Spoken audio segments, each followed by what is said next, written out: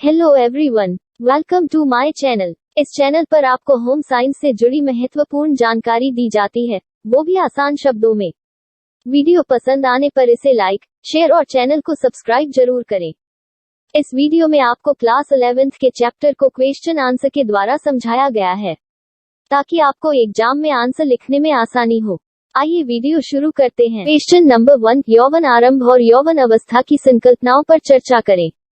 यौवन आरंभ के दौरान लड़कियों और लड़कों में होने वाले प्रमुख शारीरिक और जैविक परिवर्तनों का विवरण दें। आंसर, किशोरावस्था के दौरान शरीर में कुछ सार्वभौमिक शारीरिक और जैविक परिवर्तन होते हैं, जो एक विशेष क्रम में होते हैं। इन परिवर्तनों के परिणाम स्वरूप यौन परिपक्वता आती है। यौन परिपक्वता की आयु को यौवन आरंभ प्यूबर्टी कहा जाता है। अक्सर मासिक धर्म को लड़कियों में यौन परिपक्वता का बिंदु माना जाता है। लड़कों के लिए यौवन आरंभ को चिन्हित करने वाली कोई विशिष्ट प्रक्रिया नहीं है। इसके लिए अक्सर जिस मानदंड का उपयोग किया जाता है वह है शुक्राणु का उत्पादन। वह अवधि जिसमें शारीरिक और जैविक परिवर्तनों के परिणाम स्वरूप यौवन आरंभ होता है, उसे यौवन अवस्था कहा जाता है। अधिकांश लड़कियों में यह अवधि 11 वर्ष से 13 वर्ष के बीच होती है और लड़कों में 13 वर्ष से 15 वर्ष के बीच होती है। यौवन आरंभ के दौरान लड़कियों और लड़कों में होने वाले प्रमुख शारीरिक और जैविक परिवर्तन निम्नलिखित हैं। लड़कियों में होने वाले परिवर्तन: 1, स्तनों के आकार में आरंभिक वृद्धि। 2, बगलों और जांघों में बालों का आना। 3, अधिकतम वृद्धि की आयु। 4, मासिक धर्म शुरू होना। 5, आवाज में आरंभिक परिवर्तन। लड़कों में होने वाले परिवर्तन: 1, अंडकोश वृषण का विकास होना। 2, बगलों और जांघों में बालों का आना। 3, आवाज में आरंभिक परिवर्तन। 4, वीर्य का पहली बार स्खलन। 5, अधिकतम वृद्धि की आयु।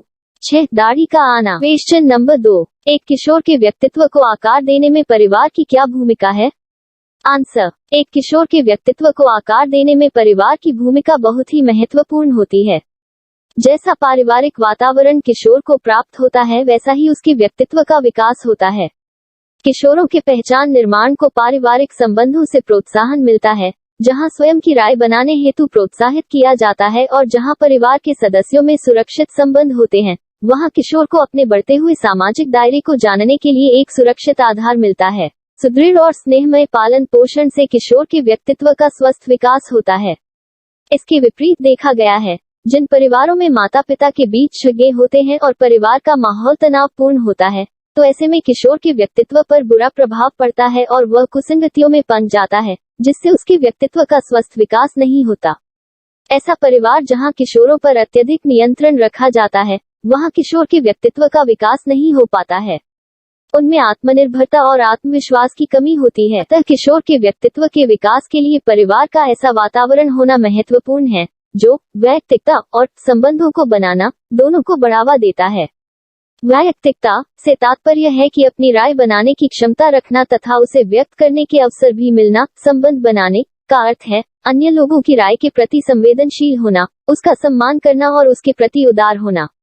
उपरोक्त विवेचना के आधार पर हम कह सकते हैं कि किशोर के व्यक्तित्व को आकार देने में परिवार की भूमिका बहुत महत्वपूर्ण है। क्वेश्चन नंबर 3, संस्कृति एक किशोर की पहचान को कितना प्रभावित करती है? उदाहरण सहित व्याख्या करें। आंसर, एक किशोर की पहचान को प्रभावित करने वाले कारकों में संस्कृति भी एक प्रमुख कारक है। किशोरावस्था के दौरान होने वाले शारीरिक परिवर्तनों के प्रति समाज के विभिन्न वर्गों की अलग अलग प्रतिक्रिया होती है। एक पारंपरिक भारतीय समाज में यौवन आरंभ के साथ ही लड़कियों पर कई प्रतिबंध लग जाते हैं, जबकि लड़के पहले की तरह ही स्वतंत्र होते हैं। मनोरंजन अथवा कार्य के कुछ क्षेत्र लड़कियों के लिए उचित नहीं माने जाते। गांव की लड़कियों के स्वयं और पहचान के घटक शहरी क्षेत्रों में रहने वाली लड़कियों से एकदम अलग होती है। यदि हम भारतीय और पश्चिमी संस्कृति की तुलना करते हैं, तो अधिकांश पश्चिमी संस्कृतियों में किशोरों से पूर्णतः आत्मनिर्भर होने की अपेक्षा की जाती है। उदाहरण के लिए, कई मामलों में उनसे अपेक्षा की जाती है कि वे अपने परिवार से अलग जाकर अपना घर बसाएं, जबकि भारतीय संस्कृति में इससे भिन्न है। यहाँ अधिकांश किशोर अपने माता पिता पर काफी हद तक निर्भर होते हैं। भारत में अधिकांश किशोर विशेषकर ग्रामीण और जनजातीय क्षेत्रों में परिवार की आय में योगदान करना आरंभ कर देते हैं। इस प्रकार वह वयस्क की भूमिका निभाते हैं, पर फिर भी वह परिवार से अलग नहीं होते, बल्कि उनके धनार्जन के प्रयास का उद्देश्य अक्सर परिवार के सदस्यों के कल्याण से जुड़ा होता है। इन दोनों ही सांस्कृतिक परिवेशों में किशोर के स्वयं का विकास पूरी तरह भिन्न होता है। इसके साथ ही भारतीय समुदायों में किशोरों में स्वयं को स्वतंत्र तथा आत्मनिर्भर रूप से दर्शाना और अपने बारे में बात करने का विचार एक सामान्य क्रियाकलाप नहीं है। अतः किशोर अक्सर स्वयं के बारे में अपने परिवार और समुदाय के संदर्भ में जैसे मैं की बजाय हम के रूप में बात करते हैं। उदाहरण के लिए, एक किशोर लड़की से विवाह के बारे में उसकी राय पूछने पर वह यह कहने की मैं चाहूंगी कि मेरे माता पिता मेरी शादी तय करें की जगह यह कहेगी कि हमारे परिवार में माता पिता शादी तय करते हैं। क्वेश्चन नंबर 4, किशोरावस्था के दौरान होने वाले प्रमुख भावात्मक और संज्ञानात्मक परिवर्तन कौन से हैं? आंसर, किशोरावस्था के दौरान होने वाले प्रमुख भावात्मक परिवर्तन निम्नलिखित हैं। किशोर विकास के दौरान कई भावात्मक परिवर्तन का अनुभव करता है। इनमें से कई परिवर्तन किशोर में हो रहे जैविक और शारीरिक परिवर्तनों के कारण होते हैं। एक किशोर अपने शारीरिक रूप को लेकर अधिक चिंतामग्न रहते हैं। 2 शारीरिक परिवर्तनों के प्रति सभी किशोर अलग अलग तरीके से प्रतिक्रिया व्यक्त करते हैं। 3 किसी पर इन शारीरिक परिवर्तनों का सकारात्मक प्रभाव पड़ता है और किसी पर नकारात्मक प्रभाव पड़ता है। 4 अपने प्रति नकारात्मक धारणा रखने से किशोर असुरक्षित महसूस करता है और उसमें अपने शरीर के प्रति नकारात्मक भावनाएं उत्पन्न होती है। 5 किशोरों की मानसिक स्थिति बदलती रहती है। वे कभी बहुत खुश हो जाते हैं तो कभी बहुत क्रोधित भी हो जाते हैं। किशोरावस्था में होने वाले संज्ञानात्मक परिवर्तन। एक किशोरावस्था के दौरान एक जबरदस्त परिवर्तन यह होता है कि किशोर अमूर्त रूप से सोचने लगता है, अर्थात वे वर्तमान से तथा वह जो देखते हैं और अनुभव करते हैं उससे अधिक आगे भी सोच सकते हैं। 2 किशोर विभिन्न संभावनाओं और उनके परिणामों के बारे में सोचने लगते हैं।